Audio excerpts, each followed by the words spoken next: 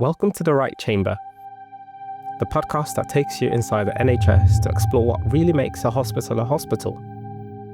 Each episode, we sit down with the people who keep healthcare moving, from doctors, nurses on the front line, to students, the support teams, administrators, corporate staff, and everyone in between. These are the voices that often go unheard, but together they form the heartbeat of our hospitals.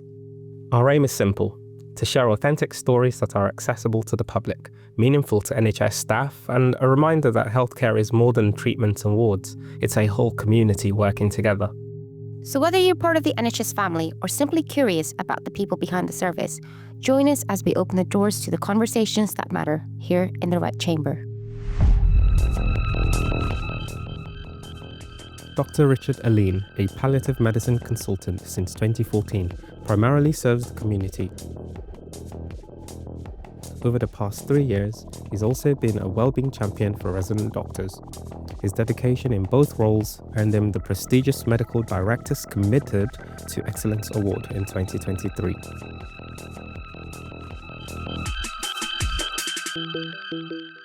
Hello and welcome to today's episode of the Right Chamber podcast. I'm Jasprit. And I'm Victor. Thanks for joining us again.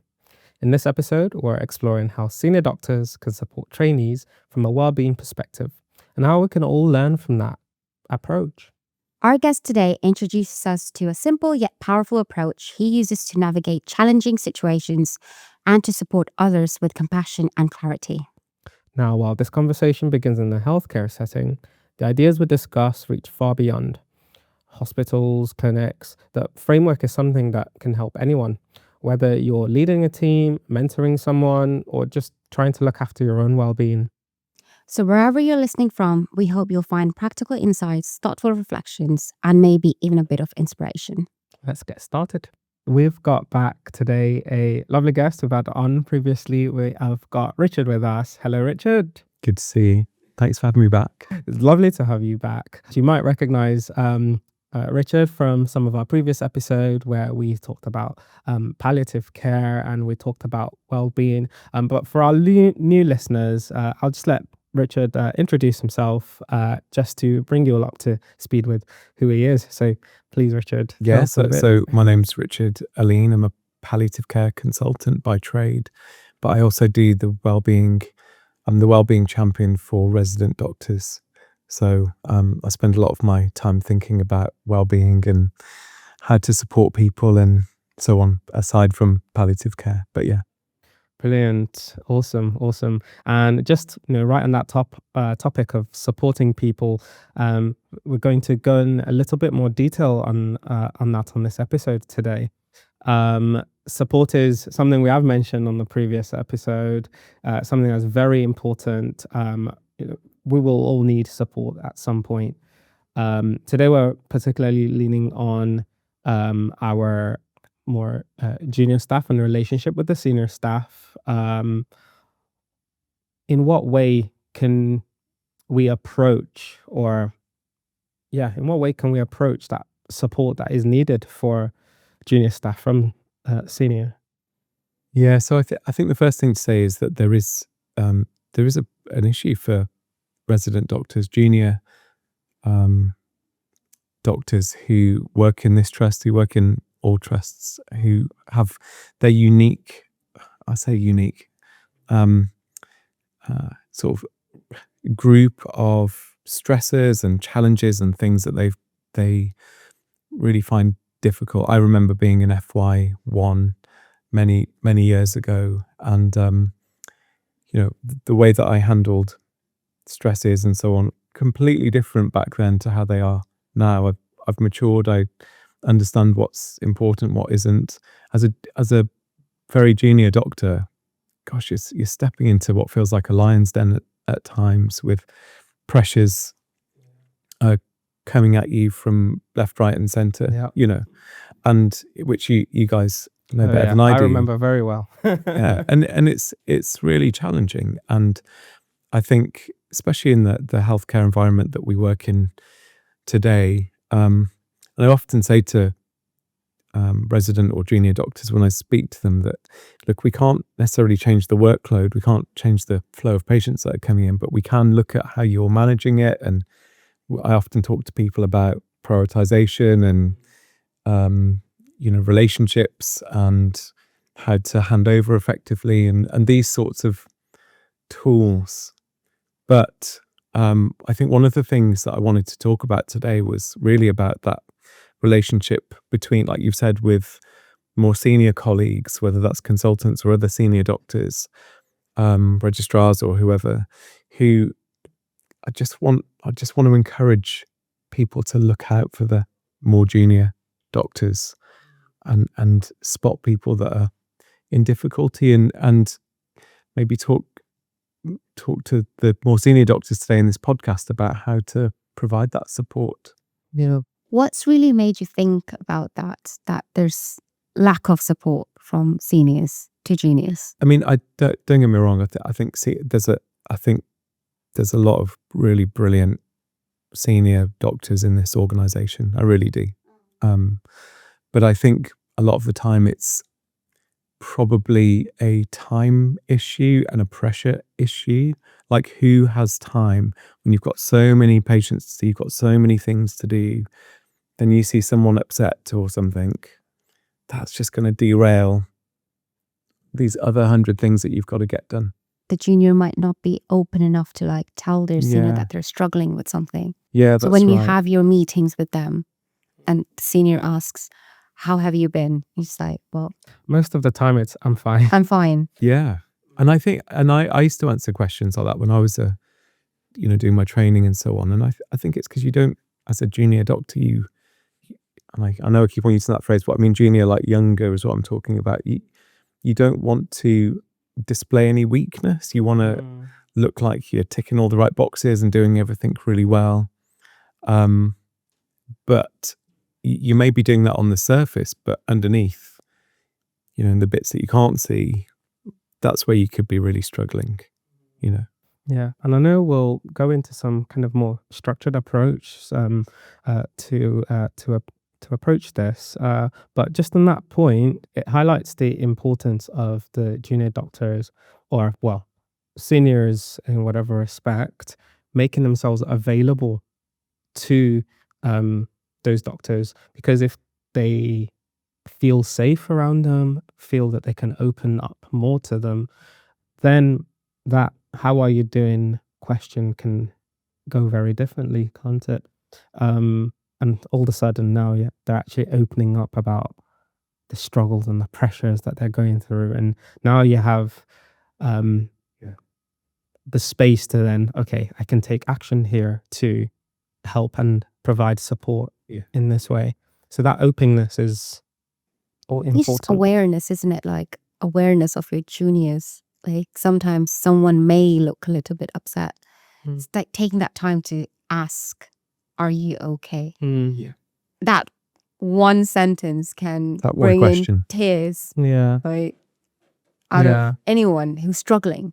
Yeah. But some might be like, well, I'm all right. But I think it's being seen.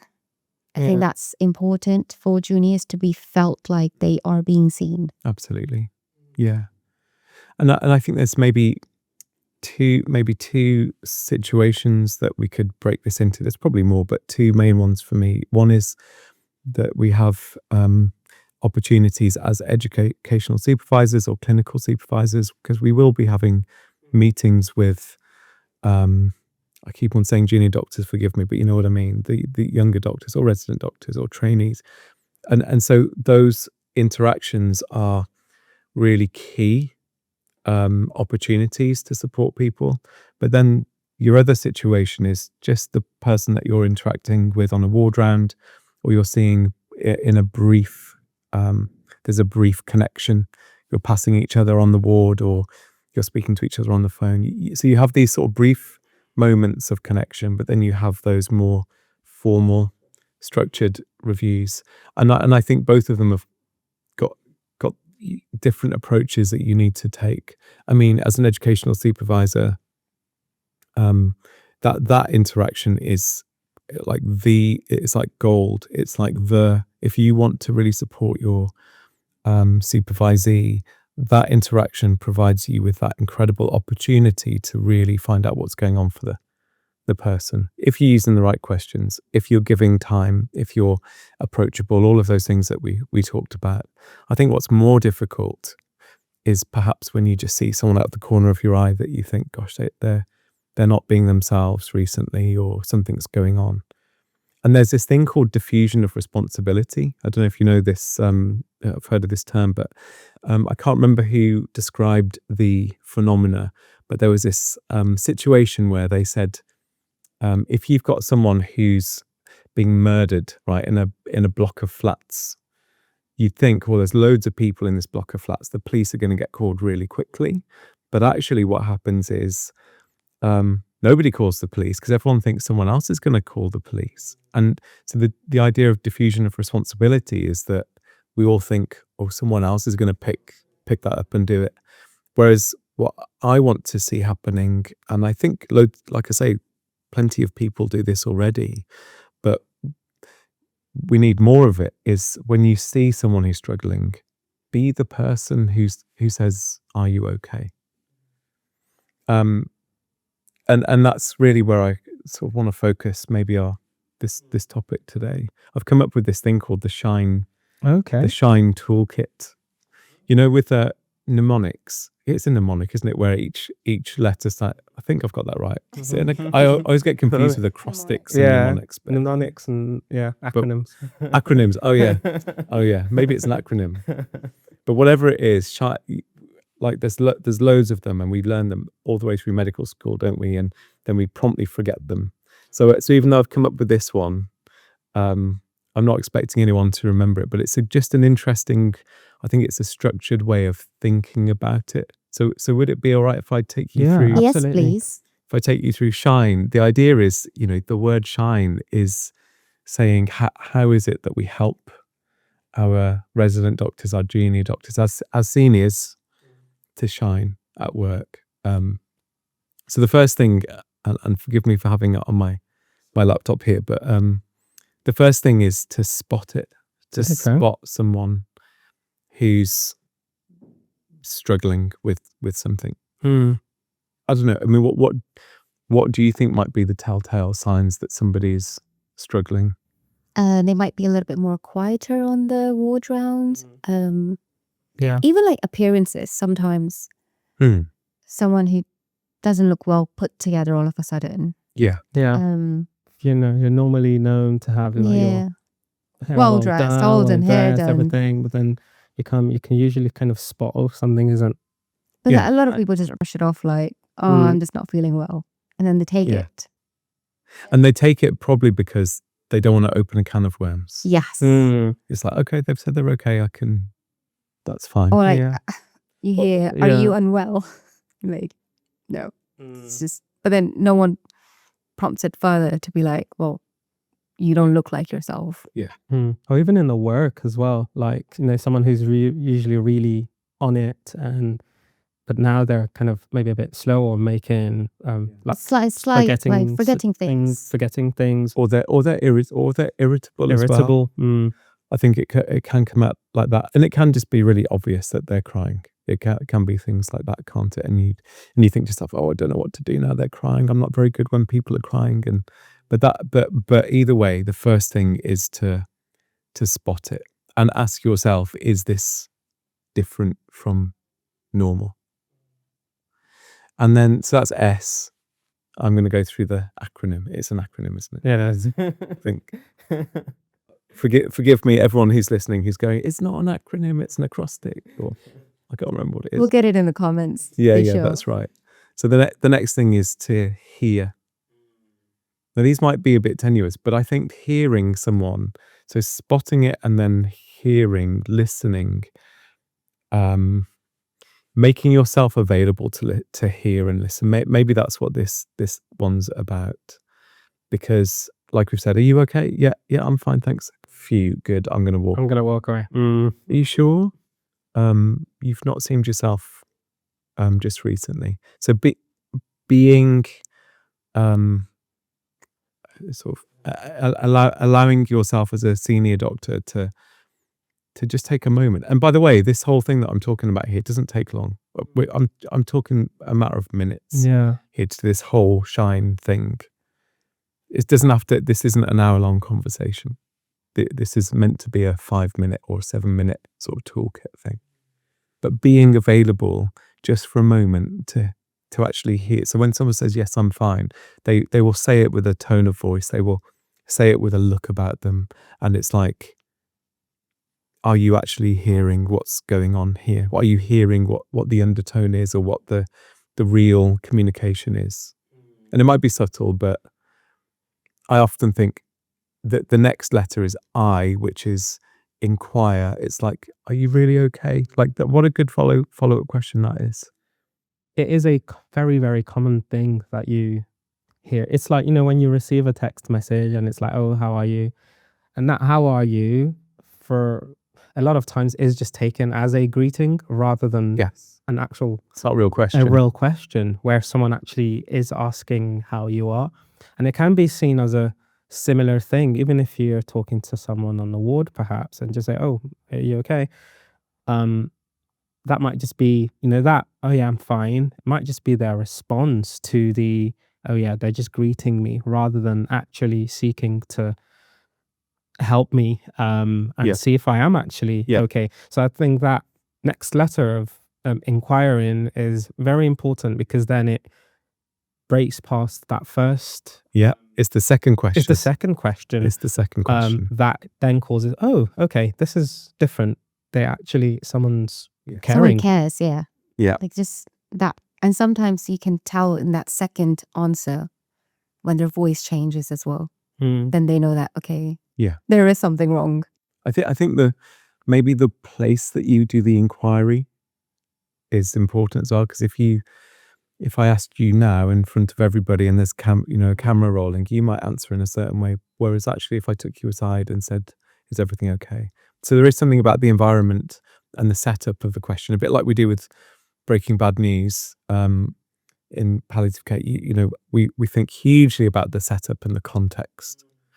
So if you're asking somebody on a busy ward round and there's like 6 people all around the bed and the patient's there, and you ask somebody, are they okay? They're probably going to say, yep, absolutely fine. But it's that taking a moment to just step aside, finding that quiet place, and then saying, are you sure you're okay? You don't seem yourself. What's been happening for you recently? Yeah. And I think even, how you say that some people avoid having these conversations because it's going to take an hour or so. When you spot that someone's got this issue, Yeah. instead of worrying, gosh, it's going to be another hour, you can Yeah. at least be like, okay, spotted a problem. How about we set up a time to like at least have a conversation, rather than be like, you sure you're okay? And then they say, yeah. And then just walk off. Yeah. Yeah. Do you want to have a conversation? Yeah, it doesn't will all make have time. to happen right Right there then and and there. Mm. But that's rare sometimes to like. Yeah. Because then the other person feels like, well, I don't want to be a nuisance. But if someone offers their time, Yeah. that's a little bit more welcoming. And I often think about sort of cost benefit in terms of time, right? So if you do a small intervention here, it feels like it's going to cost you time. It's going to cost you're trying to do something else. You've got 1,000 jobs to do. But if you do a small investment here, and that supports this doctor, who then is going to be able to work more effectively on your ward, get more jobs done, and you essentially rehabilitate or support that person back to work in a more effective way, then on a bigger scale, you save time.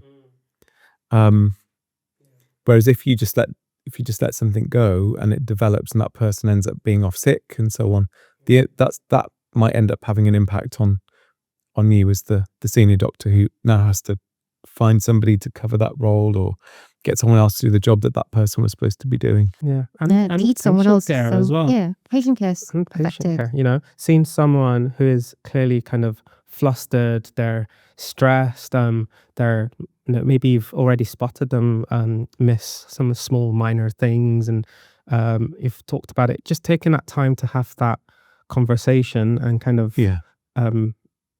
take a step back a little bit. Yeah. That might then prevent a much Yeah. bigger issue. It pays off. You know? It pays off. So yeah, you're might have a downstream influence on time and effectiveness, but then also it's improved, patient care as well. I'll never forget when I was I would have been, I can't remember. I'd have been qualified for maybe 2 years. I was working at A&E in Selly Oak when there was an A&E there, and Pete Doyle was there actually, and Javid Kayani, he was the boss at the time, who you won't remember, but he I'll never forget. I just felt really ill. I was really ill that day. I took some cocodamol because I had a really bad headache, and that made me feel really unwell. And I went and lay down for 10 minutes, but felt guilty about it because, a lot of doctors feel like I just got to push through and keep on going. Anyway, I was really feeling bad, and Mr. Kiani spotted this, and he was like, "Richard, what's wrong with you?" And he was really thoughtful. He was like, "Richard, go home," right? And he sent me home, and he just noticed that I was struggling, and he intervened, and I wasn't going to go off, but he told me that I was going to go off, and I remember coming back to work the next day or 2 days later and feeling like, do you know what? I want to give more to the department now. I felt like you've really cared for me. I want to give. Supported. Yeah, so it's like this payoff thing is really, I think, can be quite powerful. And I remember when again as a consultant, because remember, this isn't just about junior doctors. I think we need to look after each other as senior doctors as well.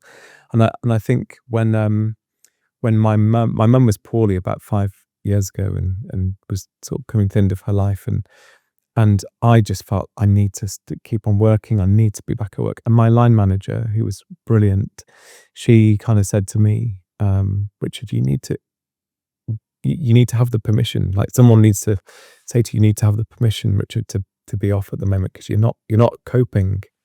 And I wasn't coping. I just didn't want to face that. And actually, when I took the time off, and it was so healthy, and when I came back, I was just like, I feel like I want to give more to the department. So I'm just saying, that they were quite.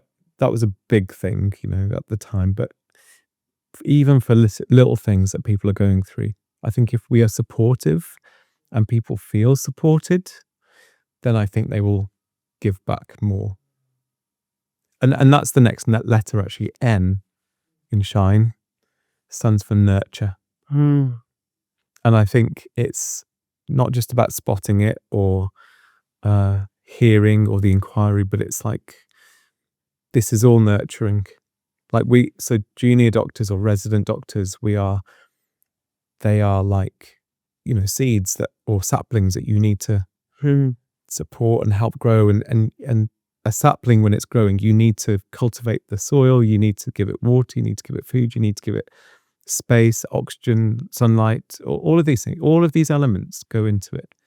And as senior doctors, if we want our junior staff to develop and grow and become and to flourish, then we need to nurture them. And I think this is part of that. So when a sapling is wilting, sometimes you need to put a little stick there to support it up, and help its leaves support to the. I know we're getting very metaphorical here, but you know what I mean. Nurturing is really important, and I think nurturing, using words like, you know what, I know you're feeling bad about that, but I think you handled that quite well. Words of support are so important. It doesn't take long to give you a word of support. Thank you for your work today. I think that's very, very important. When you've had a long day, and then your registrar or consultant says, "You did well today." Even if it's your normal job, Gosh, you do this every day. It lifts you, doesn't it? You go home feeling so happy. You've had such a hard day. You know it's your job. This is expected of you.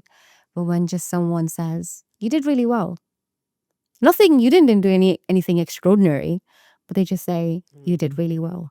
You go home feeling so relaxed and so happy. Thank you for your hard work. You've done that really well. That was a really difficult thing that you faced, and I think you handled it really well. Those sorts of things, they cost us as senior doctors nothing. I'll tell you what we're good at. We're good at telling people how they didn't do well and how badly they've done. I love the fact that we've got the Greytex system here. Yeah. So alongside Daytex, we've got Greytex, which is where you can, officially tell someone how well they've done and sort of make it known.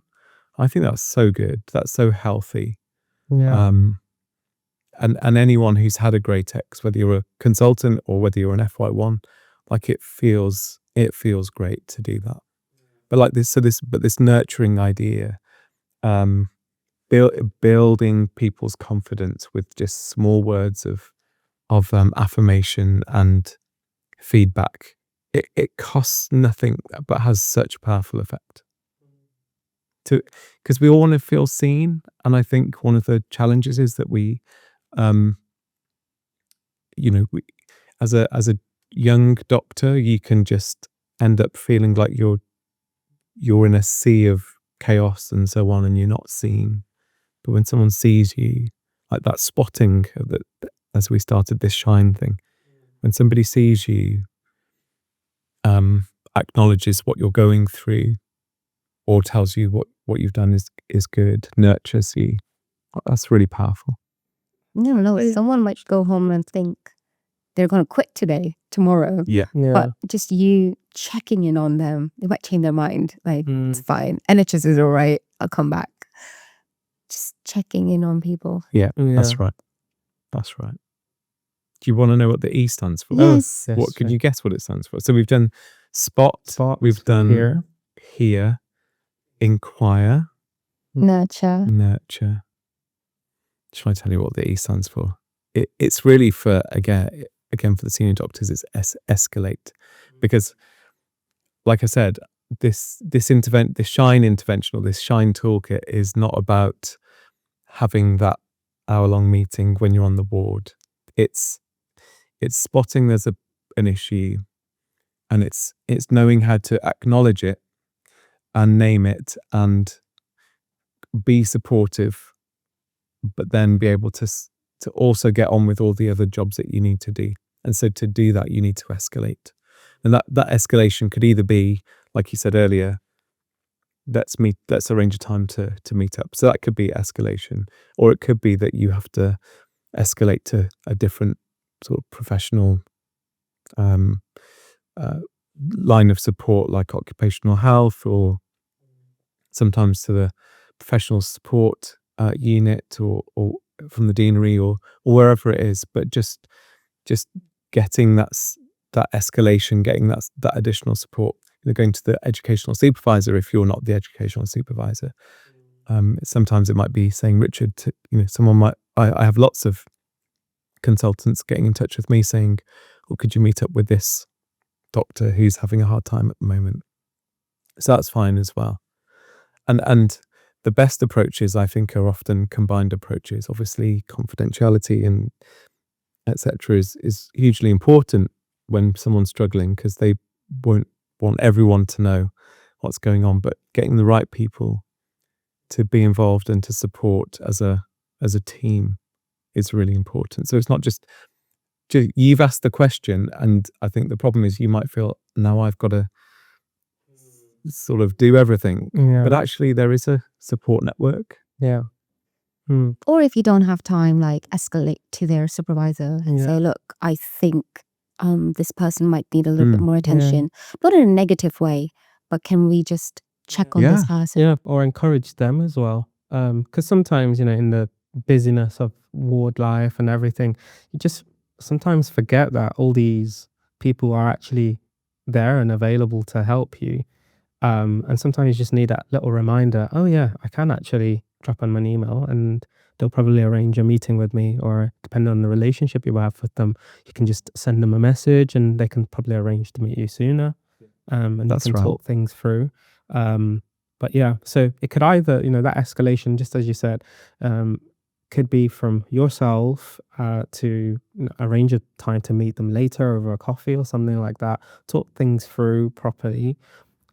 Or if you feel, actually, I think someone who's more trained would be more appropriate to deal with this, you can just signpost them and just remind them that there are these people available to help you.